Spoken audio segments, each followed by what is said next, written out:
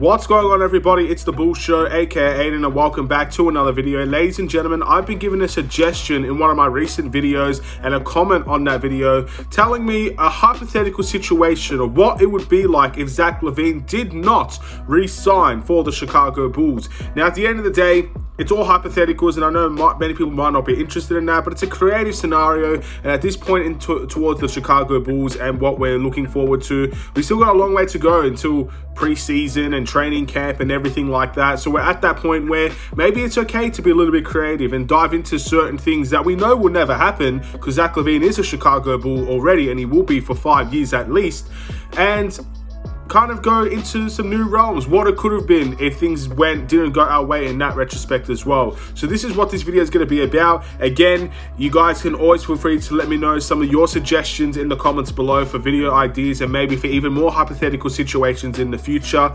I plan to make this a one-time video only, but at the end of the day, if this video does well, if you guys like to see this type of video, I'd be more than happy to do something like this again. But before we get started, please like and subscribe to the Bull Show, turn notifications on, and let me know in the comments below your thoughts about the hypothetical situations, whether you agree with what I have to say or not.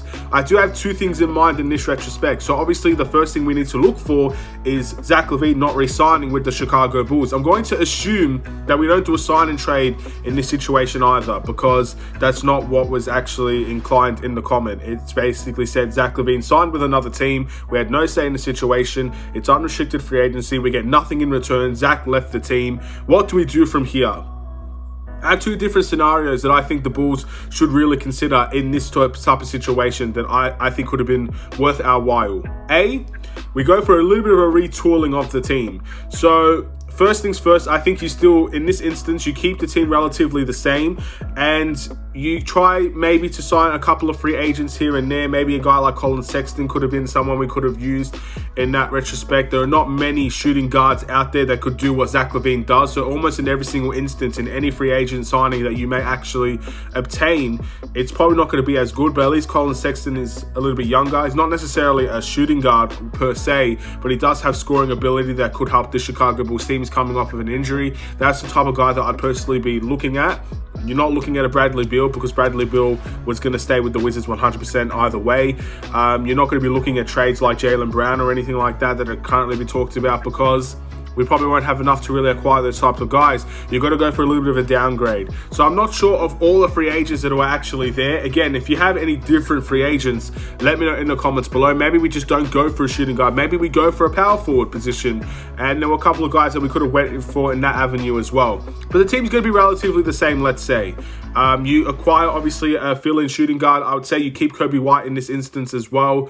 You don't really do any sort of trades. You still select Dalen Terry and stuff like that. It goes as normal. And we see how it goes for the Chicago Bulls in the future. If we're still somewhat of a playoff team, then at least we're going to have the money available to maybe keep the players that we have, the core the same, and try to go for a superstar in free agency in the future. That's the first case scenario. Zach LaVine leaving, you're going to have to take a risk on another guy. You're going to have to maybe pay certain players maybe that are not as good as Zach LaVine, in hopes that maybe when the time comes where there is someone as good as Zach LaVine out on the market, someone that's young as Zach LaVine also, you throw the money at that player and you see what happens, and maybe the core will be shifted because of that. That's the first thing. But I'm going to go for an ultimate rebuild here for the second scenario, ladies and gentlemen. Let's just say the Bulls have a 100% certainty that this team is not going to work out if Zach LaVine does not re-sign. What do we do from there? I think for a rebuild, you got to go look for picks. That's the first thing.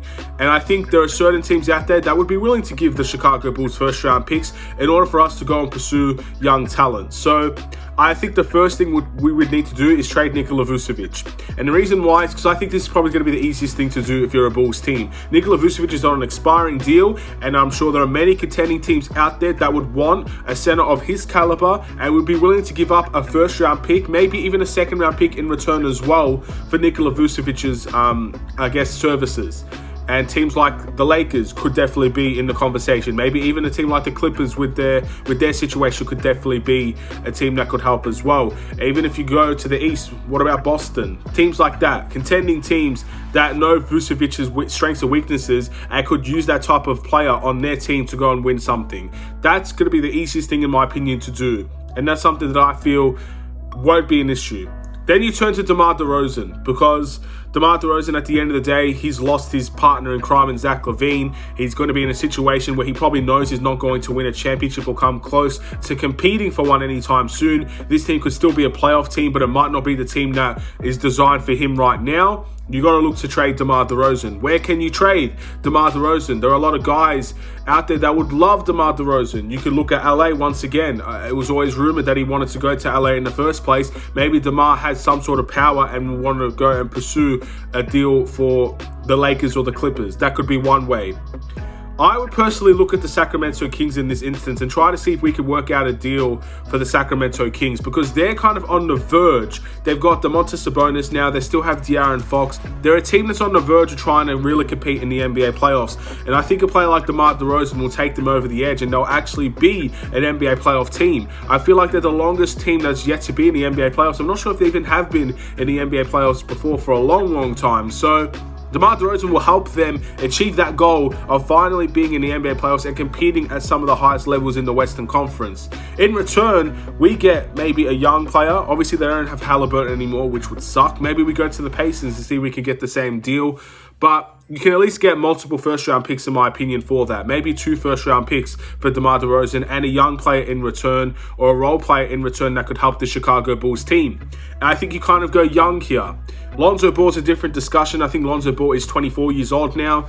Ultimately, you're going to have the situation where maybe his family play a factor and they start talking about how the Bulls are not going to be the right team for him and stuff like that. Maybe you make a move about Lonzo Ball then, but if everything is still happy in Chicago, I would say you'd like to keep Lonzo Ball and kind of form a team around him. But you let the young guys play. You let Io get as much game time as he needs. Patrick Williams could finally be a vocal point on this team.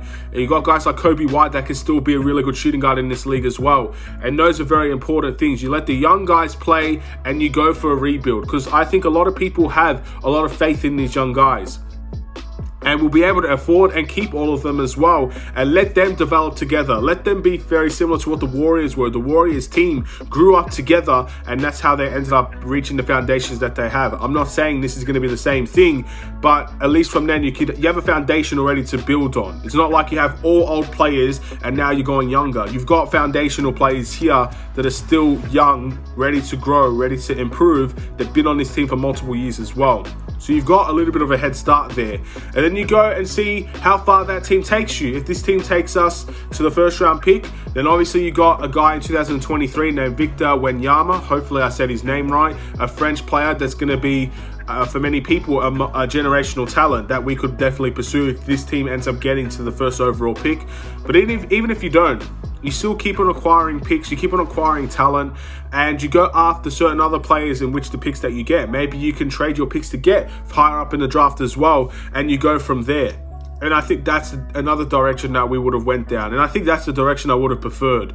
At the end of the day, Zach LaVine, you could do a retooling. And I know many people don't like the word rebuild and say that rebuild, we've been in a rebuilding phase for so long. So I can understand that, I guess, that situation. So, but I personally feel if you get rid of Zach LaVine on this team, unless you get someone that's equal value to Zach LaVine in terms of production, I don't see the Chicago Bulls competing without Zach LaVine on the team. I think this team is built around Zach LaVine in many ways. He helped, I guess, form this team, and without him, that's a massive loss. So I would have probably went down that direction, keeping Lonzo Ball on this team. He's on a 3-year deal at the end of the day, or 2-year deal now. Go after younger talent, go after younger guys that can maybe build together, and then once we have that foundation, we can go after those free agents in maybe 2026 or 2027, whatever the year may be. We got the young talent, we got the young foundation here. We can keep them all together as well. The core could be the same and consistent for a long period of time, and then we can work around free agents to kind of build around this team. That's the direction I personally would go down. I'm not sure if that was the kind of the answer that that person was looking for in terms of this video, but I enjoy making these types of videos. I would like to see maybe more of these be done, but I'm going to keep this as a one-time thing only until other people say they like the video, or maybe they don't like the video. It also depends on how well it does, stuff like that. So I'm going to end this video here. Thank you for watching. Please like and subscribe if you're new. Have a wonderful and safe day, Bulls Nation. I'll see you in another Chicago Bulls video. Stay safe, stay healthy, stay tuned for more. Take care.